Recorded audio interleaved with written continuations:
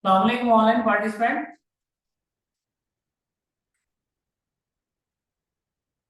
Am I audible? Yes, Thank you so much. Screen भी मेरी visible है आपको?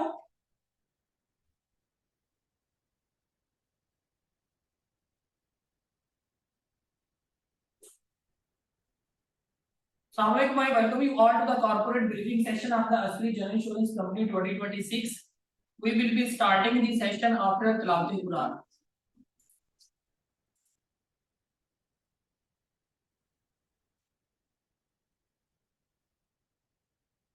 Corporate briefing section has been divided into the four sections. The first 4 to 5 slides will be providing the company profile, and this financial information will be displayed at slide 6 to 13, and then the outlook at 14 to 15, the question and answer session. And if any of the online participants do have any question, they can raise the hand, or they can unmute their mic to ask the question, or they can wait for the question and answer session at the end of the session. We will be starting from the company profile. Asli General Insurance Company is a listed company incorporated in 1995, providing the fire, marine, motor, health, and miscellaneous insurance services by presenting itself in 15 cities with a 20 plus over branch network. We are rated AA plus by PACRA and BIS. We have parent entity Army Welfare Trust that is holding 60.23% of the shareholding. That was 59.25% shareholding before the right issue. After the right issue, their shareholding has been increased to 60.23%. Ultimately, after the right issue, we have share capital of 1 billion and 6 million.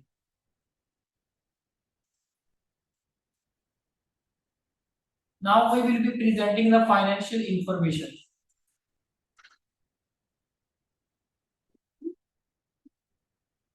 This slide is presenting the gross premium detail by segment wise. In fire segment, we have registered growth of 16% over last year 2024. This was mainly due to the increase of the FF premium by 25 million and addition of couple of new clients which added around 50 million into the overall fire premium. That is giving which gives the 16% growth to the fire segment. Marine की अब बात करें तो marine significantly जो है ना वो improve नहीं हो पाया, बट कंपैरेटिवली लास्ट ईयर से 1% इसमें ड्रॉप जो है ना वो नजर आया, जिसकी रीजन ये है कि लास्ट ईयर 2024 में बीट इंपोर्ट की ट्रांजैक्शन हुई थी जो कि 2025 में सिक्योर नहीं हो पाई, तो जिसकी वजह से थोड़ा सा इसमें ड्रॉप देखने को आया। मोटर सेगमेंट की बात की जाए तो मोटर सेगमेंट में 20% ग्रोथ है। इसमें बैंक ऑफ पंजाब जो है ये मेजर इसमें इंक्रीज आया है, जिसने कंट्रीब्यूट किया है 78 मिलियन अराउंड इसका प्रीमियम इंक्रीज हुआ है। बाकी इसके अंदर पोर्टफोलियो इंक्रीज है। आलो के इस मोटर सेगमेंट के अंदर जो एवरेज प्राइस है वो थोड़ी सी कंपैरेटिवली ड्रॉप हुई है due to the competition, but ultimately portfolio की इंक्रीज की वजह से इसमें 20% जो है वो इंप्रूवमेंट नजर आई है। हेल्थ की बात की जाए तो हेल्थ जो है वो 23% इम्प्रूव हुआ है। इसमें जो है वो एनटीडीसी एक क्लाइंट है हमारा मेजर क्लाइंट, जिसने इसमें मेजरली कंट्रीब्यूट इसके अंदर किया है। और बाकी जो है अल्टीमेटली एग्जिस्टिंग जो क्लाइंट है उनसे प्रीमियम भी इंक्रीज हुआ है। और health segment is the major contributor to the overall gross premium in terms of the mix, GP mix. Miscellaneous segment की बात करें तो मिसलिनियस सेगमेंट में 11% जो है ना वो ग्रोथ नजर आई है, जिसमें जो है आलू के last year government of Punjab से हमें बिजनेस मिला था, लेकिन 2025 में गवर्नमेंट ऑफ पंजाब से हमें बिजनेस में ड्रॉप मिला, तो जिसको थोड़ा सा कवर अप करने की भी ट्राई की गई। और एक नया क्लाइंट इसमें ऐड हुआ पावर प्लांट इलेक्ट्रिकल टेक, जिसने 65 मिलियन इसके अंदर कंट्रीब्यूट किया क्रॉप के बिजनेस में। और इसके अलावा जो है वो मल्टीपल क्लाइंट्स का प्रीमियम इंक्रीज हुआ, जिससे अल्टीमेटली 11% ग्रोथ मिसलिनियस सेगमेंट को मिली। तो ओवरऑल जो है वो ग्रॉस प्रीमियम 17% से इंक्रीज आया कंपैरेटिवली लास्ट ईयर।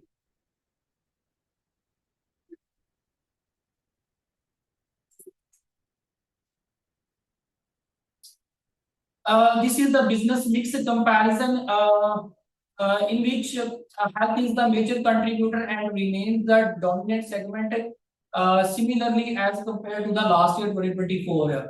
मोटर जो है वो सेकंड कंट्रीब्यूटर रहा लास्ट ईयर 2024 के अंदर भी मोटर सेगमेंट जो है वो सेकंड कंट्रीब्यूटर था major.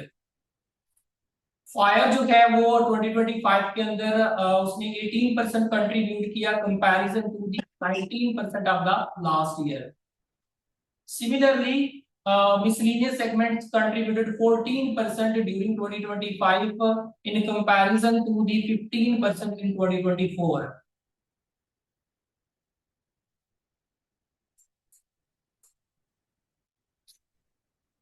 This slide is the snapshot of the profitability breakup, how the Ajico contributed overall profitability।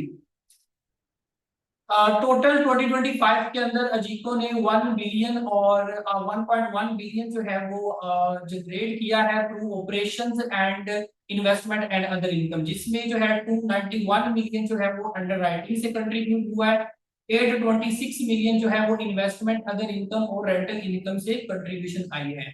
Comparatively बात की जाए तो लास्ट ईयर 2024 के अंदर 1 बिलियन एंड 60 मिलियन जो है वो अजीको ने जनरेट किया प्रॉफिट बिफोर टैक्स, जिसमें 266 मिलियन अंडरराइटिंग से जनरेट किया और 794 जो है वो इन्वेस्टमेंट और अदर इनकम से कंट्रीब्यूट किया। ओवरऑल 5% ग्रोथ जो है वो देखने में आई in comparison to the 2024।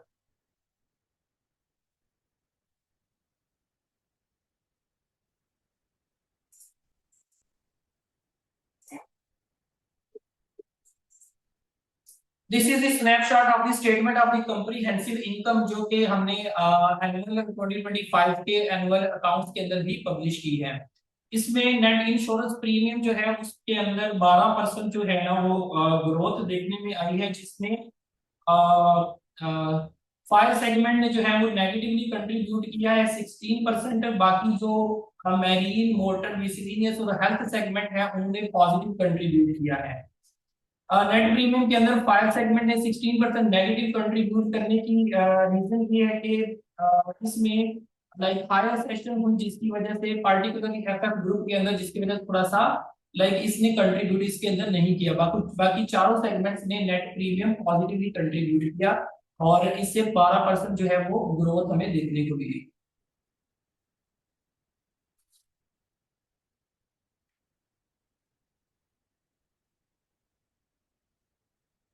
Net insurance claim जो है वो 15% इसमें इंक्रीज आया, जिसमें फायर सेगमेंट, हेल्थ सेगमेंट और मिसलेनियस सेगमेंट जो है ना ये अनफेवरेबल रहे इन terms of the claims for the company.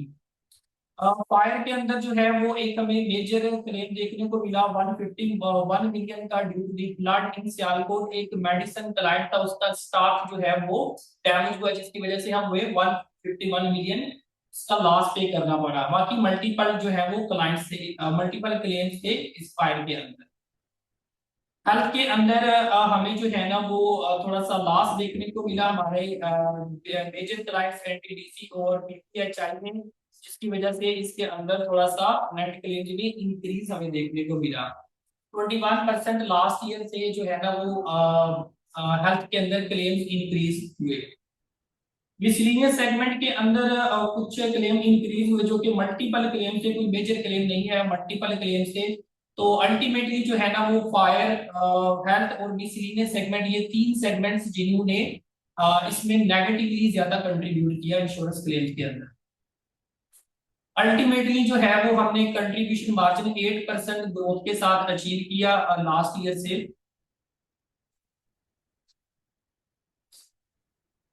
Management expenses की बात की जाए तो इसमें 7% जो है वो इंक्रीज आया, जिसमें मेजर इंक्रीज की रीजन जो है वो डेप्रिसिएशन थी।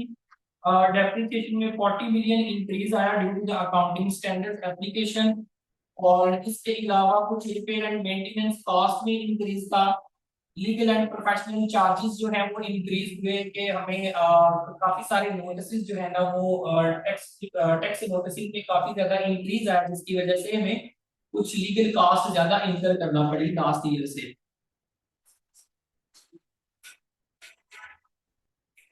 और इसके अलावा जो इसके अंदर बैंक चार्जेस थे, बैंक चार्जेस ने भी थोड़ा सा नेगेटिवली कंट्रीब्यूट किया due to the increased business activity. तो ओवरऑल जो है वो मैनेजमेंट एक्सपेंसेस 7% इंक्रीज रहा और अंडर राइटिंग रिजल्ट जो है वो 12% ग्रोथ के साथ आए due to the reasons as explained. Investment और अदर इनकम में जो है वो 5% इंक्रीज आया। इन्वेस्टमेंट इनकम में जो है ना वो लास्ट ईयर से इंक्रीज था, बट जो अदर इनकम थी, अदर इनकम ड्रॉप हुई due to the decrease in the bank profits. Finance cost में इंक्रीज 87% कंपैरेटिवली देखने को मिला, जिसकी IFRS 16 की एप्लीकेशन थी, जिसमें डिस्काउंटिंग हुई राइट ऑफ यूज एसेट्स की, तो उसकी वजह से थोड़ा सा इसमें 27 मिलियन का इम्पैक्ट हुआ आया। अल्टीमेटली प्रॉफिट बिफोर टैक्स हमने 4.5% के साथ 965 मिलियन अचीव किया और उसमें तकाफुल की कंट्रीब्यूशन 151 मिलियन थी। तो अल्टीमेटली 1.1 बिलियन जो है वो प्रॉफिट हमने अचीव किया 5% ग्रोथ के साथ, as already explained in the previous slide.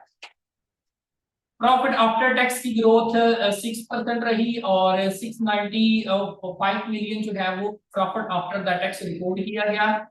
और अल्टीमेटली जो है इससे ईपीएस 9.66 निकली बिफोर द राइट इशू। चूंकि कंपनी ने दिसंबर 2025 के लास्ट वीक में अपना राइट इशू कंप्लीट किया था, तो जिसकी वजह से थोड़ी सी ईपीएस इसकी डाइल्यूट हुई और आफ्टर डाइल्यूशन 8.69 इसकी ईपीएस रिपोर्ट हुई, जो कि कंपैरेटिवली लास्ट ईयर को स्टेट करके 8.31 थी, रिप्रेजेंटिंग अराउंड 5% ग्रोथ।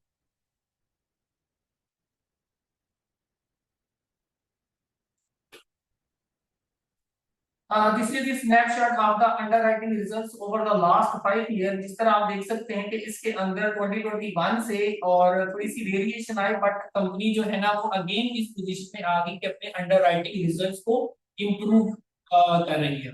तो 2025 के अंदर 221 मिलियन जो है ना वो रिपोर्ट हुआ, as already explained.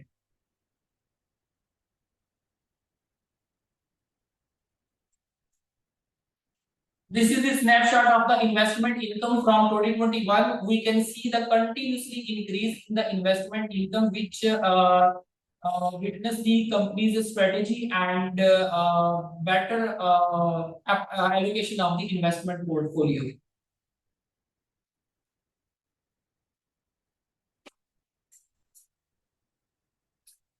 Company has remained positive towards the cash payouts and to the shareholders. Last year जो है ना हमने इंटरम डिविडेंड दिया ₹2 पर शेयर, और इस साल जो है ना 2025 में हमने 2.50 इंटरम डिविडेंड पे किया। फाइनल डिविडेंड लास्ट ईयर 2024 के अंदर हमने 2.50 पे किया और इस साल 2025 में भी 2.50 हमने पे किया। तो अल्टीमेटली 2024 के अंदर हमने 4.50 पे किया और 2025 के अंदर हमने ₹5 जो है ना वो डिविडेंड जो है ना वो पे आउट किया, और जो कि 2021 से ऑनवर्ड हम कंटिन्यूसली इसको इम्प्रूव करते जा रहे हैं।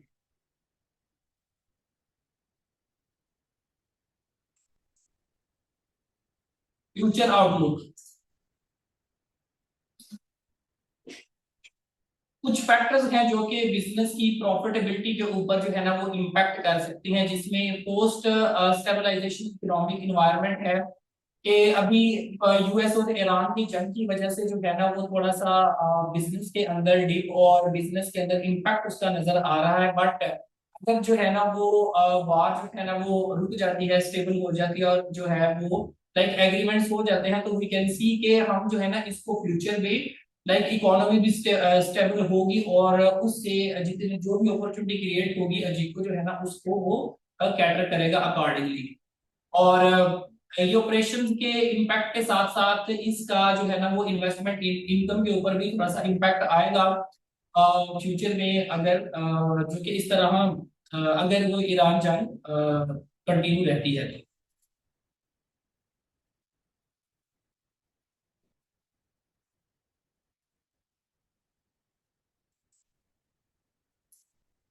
If any of the participants have any question, they can please ask.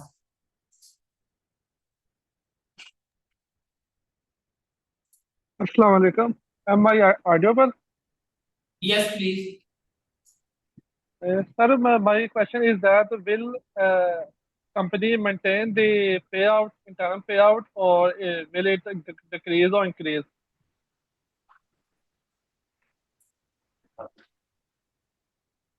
Company ने जैसे आपने देखा कि रिसेंट ईयर्स में कंपनी की जो परफॉर्मेंस बढ़ती गई तो उसके साथ साथ हमारी डिविडेंड पे आउट थी वो भी इन परसेंटेज टर्म्स अकॉर्डिंगली बढ़ती गई और जिससे आप नोट कर सकते हैं पिछले चंद साल के ट्रेंड से कि कंपनी का जो पे आउट है वो डायरेक्टली लिंक है कंपनी की प्रॉफिटेबिलिटी से। तो कंपनी की प्रॉफिटेबिलिटी इंशाल्लाह अगर फर्दर ग्रो करेगी तो अकॉर्डिंगली एब्सोल्यूट टर्म्स में पे आउट भी इंप्रूव होता जाएगा। तो लास्ट ईयर हमने 2.5 पे था इंटरम पे आउट किया था, लेकिन राइट इशू करने की वजह से शेयर ज्यादा हो गए हैं। तो इस दफा भी इंटरम पे आउट का कोई है या नहीं है? जैसे मैंने कहा कि ये डायरेक्टली लिंक होगा कंपनी की प्रॉफिटेबिलिटी से, क्योंकि अगर आप ये देखें तो एक सर्टेन परसेंटेज एक रेंज है जिसके अंदर हमारा जो अल्टीमेट पे आउट है वो रहता है और जो टोटल अर्निंग पर शेयर है उससे आप ये निकाल सकते हैं कि तकरीबन कितने परसेंट ऑफ दैट हमने अल्टीमेटली शेयर होल्डर्स को पे आउट किया। तो इस दफा भी सबसे पहले तो driving factor earning per share होगा। अर्निंग पर शेयर जो आएगा उसके हिसाब से फिर नेक्स्ट डिटरमिनेटिंग फैक्टर जो डिविडेंड पे आउट है वो होगा और ऑब्वियसली ये अल्टीमेटली बोर्ड का डिस्कशन होगा। इस बारे में आपको कुछ स्पेसिफिक्स के साथ अभी कुछ कह नहीं सकते। चलिए ठीक है जी, thank you.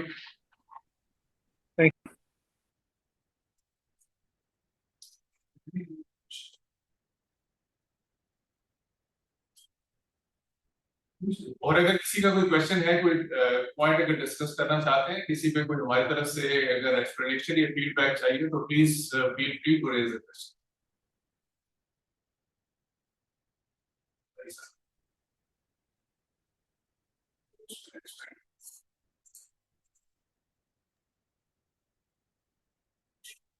So if you have any particular question, आपने AGM में कुछ क्वेश्चन किया हो?